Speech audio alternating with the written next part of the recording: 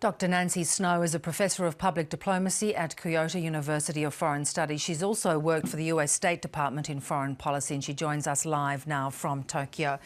Lovely to speak with you on this vexing topic. Do you agree with Donald Trump that the time for talk is over? Well, not at all. We at the State Department always believed in that part of your communication strategy with the world is to keep the dialogue going. Now, we have a very isolated country, a rogue nation. It's been on the list of terrorist states. It is difficult and it's vexing indeed, but you can't have these conflicting points of view. We have to have some consensus, and this is where the world community needs to come together. Of course, there's going to be a military response. We've just seen that with the US and Japan and South Korea showing this force with the bombing exercise, bombing drill exercise in the last couple of hours. But as somebody who is advocating public diplomacy, your last approach should be to isolate and to cut off all dialogue. So I would agree with Mattis on this one. It is interesting, though, that North Korea hasn't been prepared to come to the table for many years now. Well, that's true, and they probably are not going to come to the table now. They are communicating through alternative means, and that is these missile strikes and missile exercises. This is their way of showing that they are going forward with their nuclear program. There's no turning back there. There's a lot of propaganda involved. The people of North Korea are in the worst situation in terms of human rights, and I think it's time to learn more. It's time for all of us to learn more about North Korea and how people live there, and get beyond just this rhetoric of the heads of state. It's a bit of a ping pong match back and forth. And many of us feel like we don't have any way to respond. Those of us who are just regular everyday citizens, we could very soon be seeing civil defense exercises in South Korea. That's probably next on the table. Who knows? Will that happen in Japan? And in a way, that could be an educational opportunity to understand better the threat that we're on here. But we have the threat from an accident as well as an intentional use of force. Nancy, you point out that it's important for us to get to know what's actually happening in North Korea. That is one of the conundrums. They're obviously getting finances from somewhere or funding these programs from somewhere, yet the paradox of that is if they are isolated completely, people say it would be a humanitarian disaster.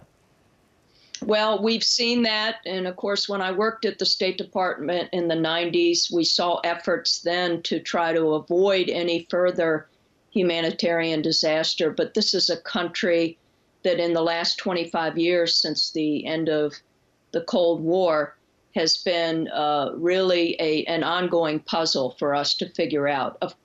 Whenever there's an agreement, it gets violated. And we've got to think of the 25 million people living there as victims of this regime and show some human compassion for what they're going through. There are organizations there, humanitarian groups from the West and from throughout the world that are able to work there, but it's a very dangerous occupation.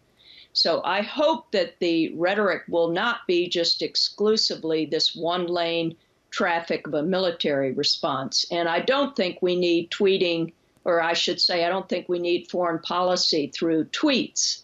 But that's been the nature of this administration so far. And it doesn't look like it'll change.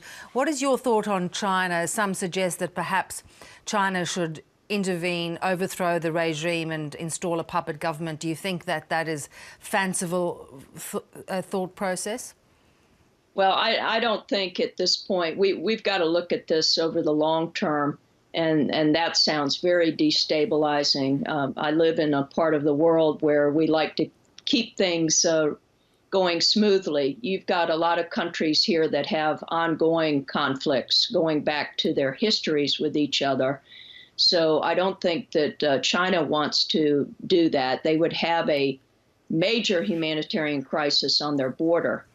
And of course, they are lifting up the regime economically, but both China and Russia, even though they've agreed to sanctions, they are pulling back on additional sanctions. So this is all getting rather complicated now. And I think it really requires our attention, the public attention, to see what other options are there. Over time, I believe that an opening up to that society will happen. And I hope that we'll be able to avoid war and have more of a person-to-person outreach. It almost seems like a year ago that President Moon in South Korea was calling for more person-to-person diplomacy and sports diplomacy. That all seems so idealistic now. But I hope that we can really ratchet down a lot of this rhetoric and find a peaceful alternative. Really good to get your insights. Thanks for joining us, Nancy. Thank you.